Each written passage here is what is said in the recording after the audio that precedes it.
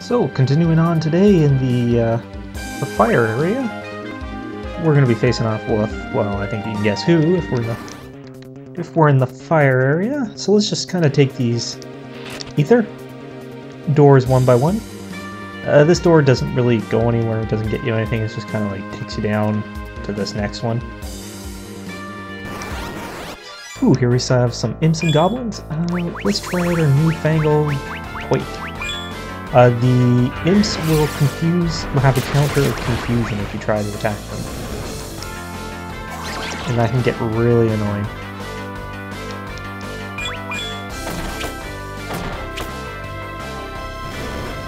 Alright, so today's party we have set up.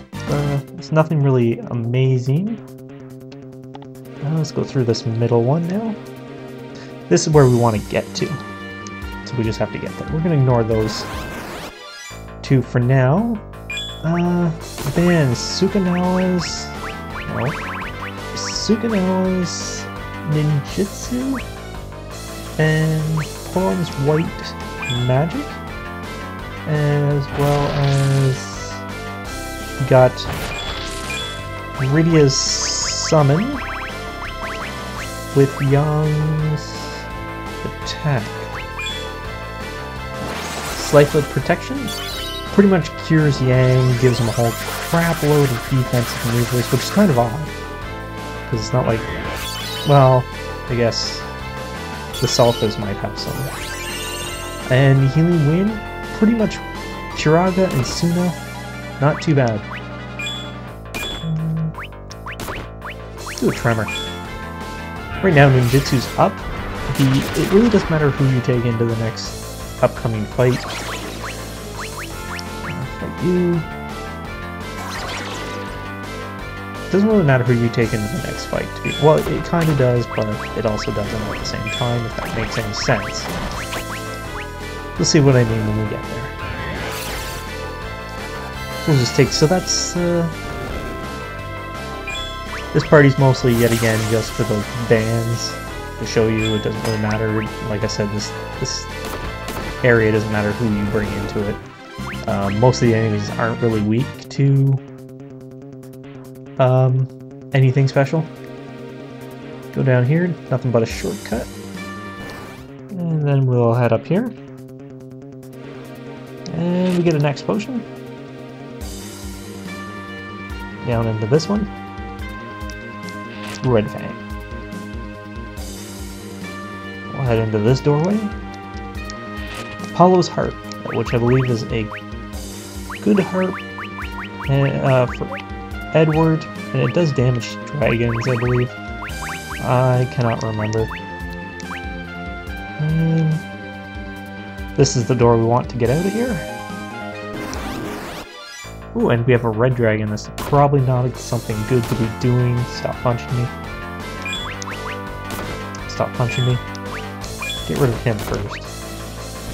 Good job. Ow.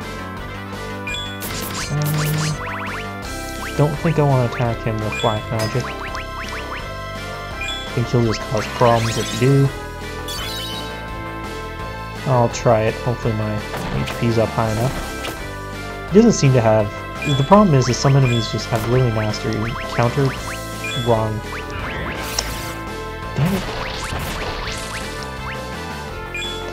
I guess he doesn't. Usually ninjutsu counts as black magic. Oh, and I put him to sleep. Now I'm gonna wake him up. Actually, I don't think they wake up on physical attacks in this game. No, they don't.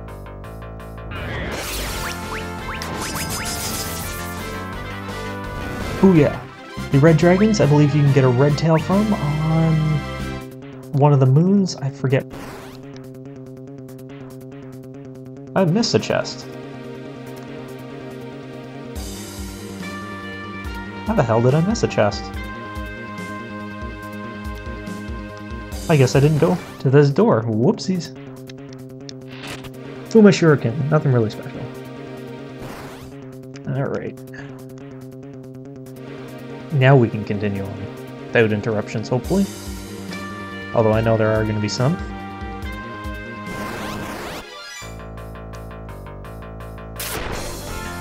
Although we have seen these high wizards, There is something interesting about them. If you have the rare band and the item drop, they will actually drop Soma drops. A lot of drops there. They will drop Soma drops, which increase mage's NP by 10 magic points. And it's fairly common if you got the rare band drop.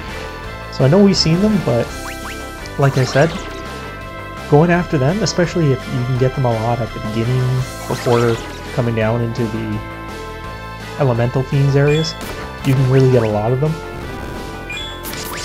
So it's good to fight them as much as possible, especially if you want to have your mages with really good NP.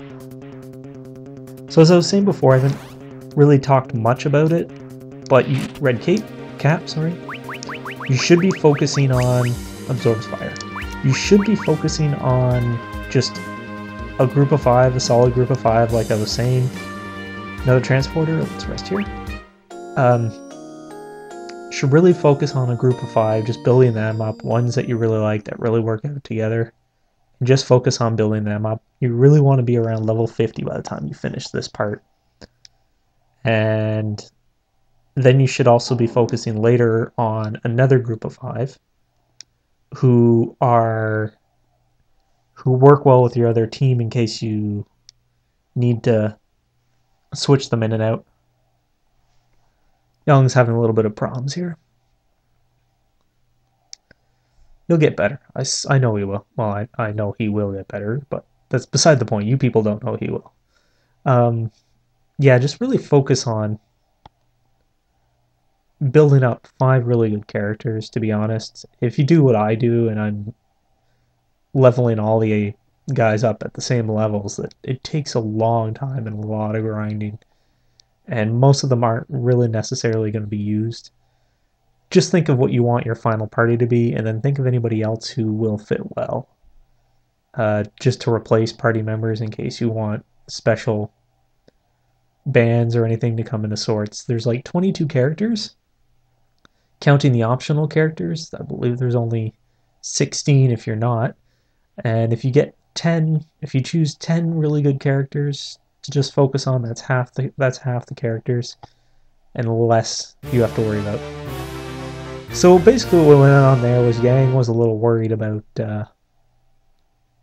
Eblin not having a successor because Edge has no heir, but I think we all know who Edge wants to have an heir with. I think we do. But yeah, anyways, let's continue. So yeah, really focus on those characters. Now, it's not important that you have Edge in this party. I think we know who's here. But there is something a little extra you get if he is here. Not necessarily on us. Oh, whoever he was kind enough to restore us to full health. Not that it mattered because we slept anyways. If you do not have Edge, you will not get this option. Having Edge will allow you to fight the guy alone. Why do you want to fight him alone? One, he's a lot, well, not a lot easier, but his stats are greatly reduced, significantly, as well as experience is going to go all to Edge. You get more experience if you fight with the party, but since it's divided up, Edge will get more experience. But there's a very special reason why we want to do this, and we'll find out. So let's fight him alone with Edge. It doesn't really change anything. Like I said, all it does is changes his stats, as well as some of the dialogue changes. Crack! And is our good old buddy Rubicante. First thing you want to do is ninjutsu, get Mirage on, as well as wearing that red cap. Will pretty much nullify it. It makes this battle extremely easy. Now just go at him. He's not too powerful. Yes, you are. If you want, you can cast Frost, I believe, when he's not cloaking himself. You can't see me.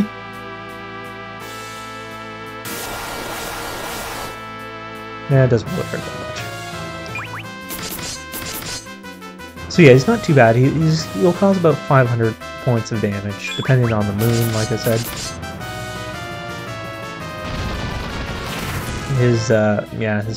Oh, that didn't absorb fire. I thought it was supposed to absorb fire. Didn't you? Okay. He seems to want us to kill him. I always wonder what was on his head. It looks like a little hat. Or maybe it just reduces fire. I don't use blast.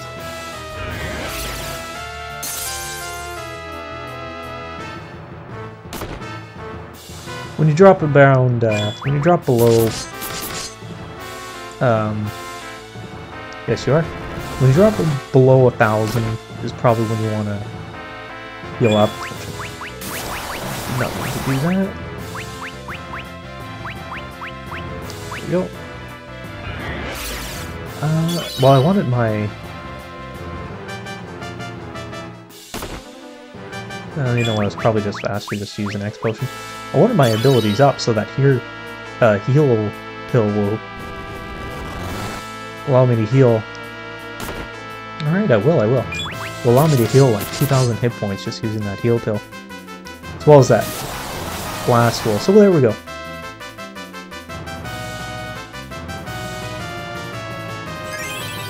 Oh, well thank you. So they want us to... this is why I think that the fiends are actually really good people. Because of what they say.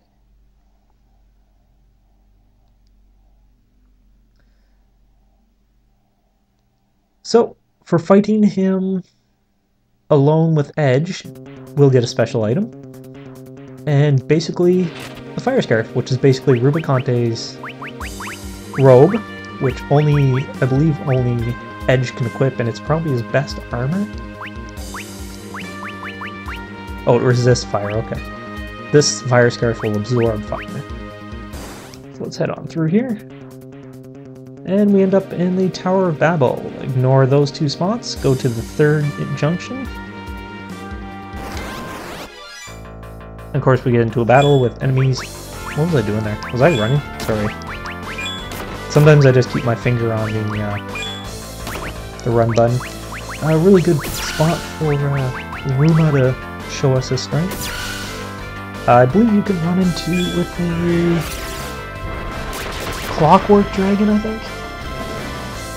No, a Blue Dragon. I think it's a Blue Dragon. On a certain moon in one of the areas.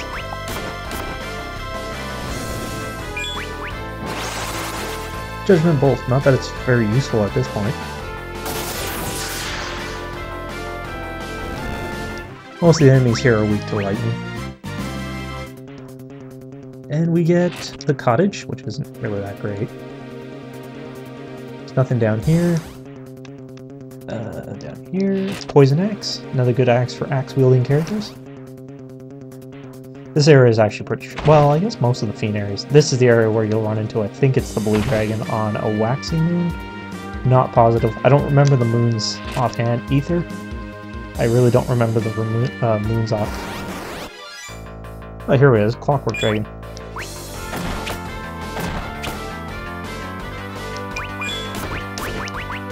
Nothing really special about him, just like any other animal. Or any other character that drops tails. Although he does do blaze. Which kills me almost. I'm gonna run from him. I believe that blaze does damage based upon how much HP you decrease from him, so... But yeah, he's the one where I think you get the blue tail. Go down. Morning Blue Blade. And stop. Go over here. We'll head here and we'll rest for the night. And hopefully we'll call it a day.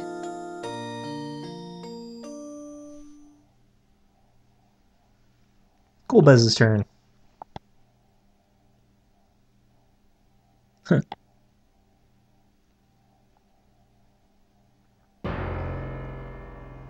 Yeah, you would notice that, don't forget, yeah, Golbez has been asleep the whole time, so he has no freaking clue.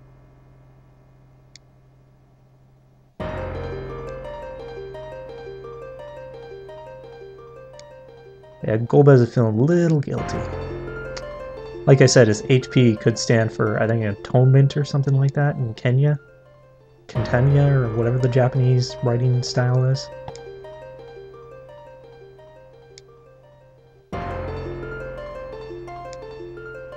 Come on, Golbez, like, Frig, I know it wasn't really you, I know mind controlling was bad and stuff like that, but you gotta forgive yourself at some point. You're here now, and that's what counts, right? And he wants to get a little history lesson, so he gets a little talk from his uncle. So here we are, we're going to end it here for today, folks. Yes.